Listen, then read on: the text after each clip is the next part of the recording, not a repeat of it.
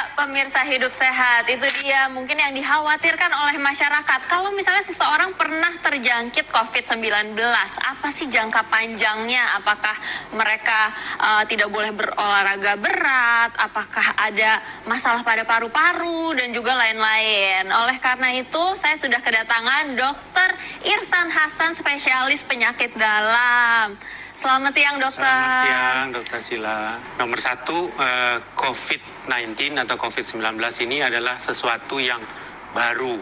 Banyak pengetahuan baru berkembang. Sehingga sesuatu yang jadi fakta bisa aja berapa bulan lagi jadi mitos. Betul. Sesuatu yang sekarang mitos bisa juga nanti jadi fakta. Nah, pertanyaan Dokter Sila pertama tadi terkait dengan penciutan otot. Apakah ini fakta atau mitos? Jawabannya fakta. Untuk sekarang ya, dok? Untuk sekarang fakta. Fakta terjadi kemungkinan atrofi atau hipotrofi otot.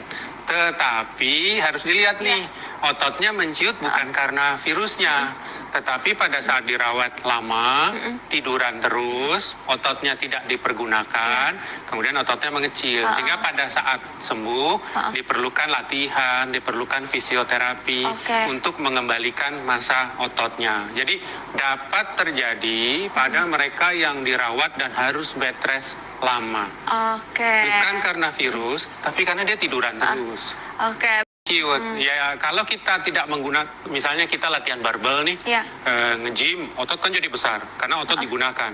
Tapi kalau didiamin aja, otot itu akan mengecil. Itu yang terjadi pada COVID, karena dia tiduran, pakai ventilator, nggak bergerak, akhirnya ototnya jadi mengecil. Dari COVID-19 harus selalu minum obat pengencer darah. Waduh, ini fakta atau mitos, dok? Ya, ini mitos. Jadi itu yang saya katakan, pengetahuan berkembang terus. Di awal-awalnya, waktu bulan Januari, Februari, semua orang berpikir COVID-19 ini adalah murni penyakit paru-paru. Urusannya cuma paru-paru. Nah, sekarang didapatkan pengetahuan bahwa yang terkena bukan hanya paru-paru. Mekanisme atau kejadiannya bukan hanya soal rusak pernapasan.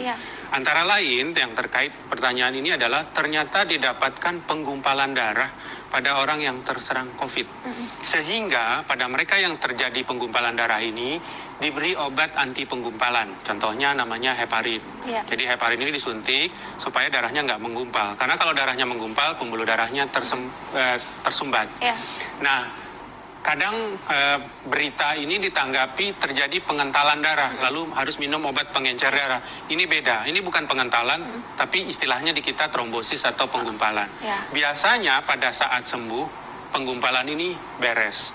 Jadi tidak perlu jangka panjang harus minum obat pengencer darah, karena udah selesai urusannya. Nah, ini masyarakat nih mungkin khawatirnya katanya ini ada penggumpalan darah dan langsung ke jantung dan juga bisa langsung serangan jantung tuh, dok. Itu mungkin harus diluruskan, apakah betul kayak gitu? Ya, gimana, dok? Itu dia kembali saya katakan, ternyata disadari bahwa efek COVID ini bukan hanya di paru-paru. Bisa ke otak, bisa ke jantung, bisa ke liver, bisa ke ginjal, bisa ke usus. Sehingga sekarang ada istilah bahwa COVID ini adalah the great imitator, kemana-mana dia pergi. Nah, salah satu efeknya memang ke jantung. Jadi salah satu efek COVID ini dengan berbagai mekanisme, antara lain tadi misalnya trombosis itu adalah gangguan pada jantung. Sehingga didapatkan pasien COVID dengan gangguan jantung.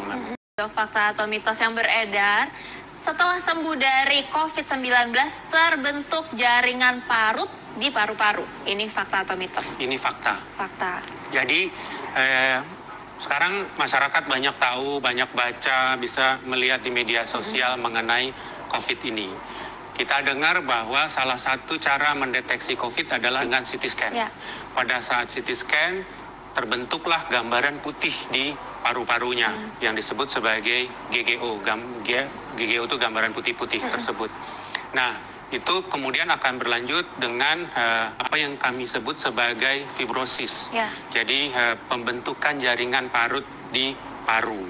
Nah, ini kan sesuatu yang baru. Jadi dari pengamatan singkat terlihat pada mereka yang sembuh bisa jaringan parutnya tetap masih ada. memang jadi pertanyaan berapa lama jaringan parut ini akan ada.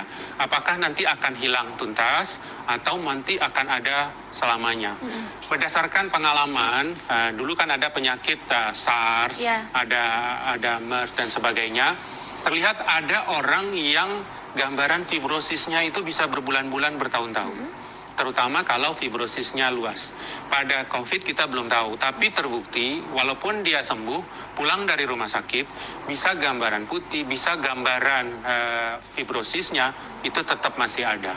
Oke, berarti sejauh ini memang betul ya dok ya, tapi itu kita belum tahu. Bisa ada jaringan parut yang berkepanjangan.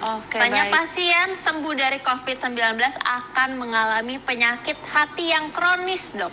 Ya, satu lagi organ. Tadi kita udah ngomong masalah jantung, sudah ngomong masalah paru. Sekarang masuk ke satu organ lagi, yaitu hati. Jadi kalau kita lihat tuh yang warna merah.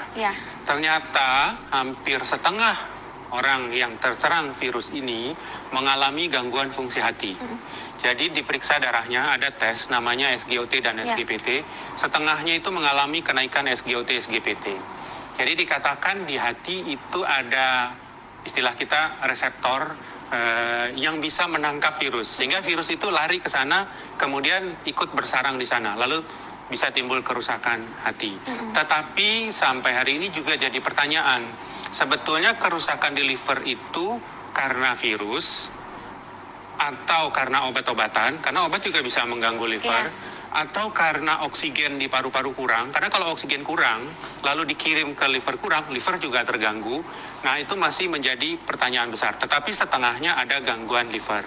Nah, apakah gangguan liver ini akan panjang?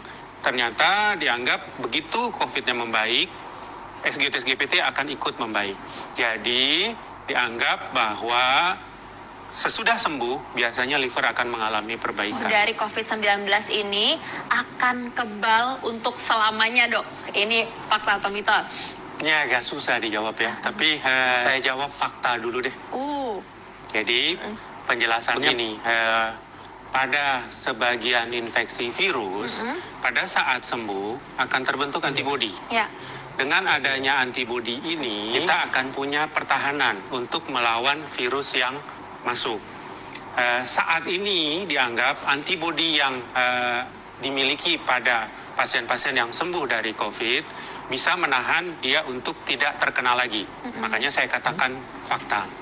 Data dari Wuhan, kita tahu kan awalnya dari Wuhan, menunjukkan bahwa pada mereka yang sembuh tidak terkena lagi. Nah, kenapa saya katakan bisa aja nih nanti jadi mitos, seperti tadi di awal saya katakan. Ini kan masih berlangsung 4 bulan, 5 bulan. Nah, kita tidak tahu antibodi ini akan bertahan berapa lama. Apakah setahun, 2 tahun, 3 tahun.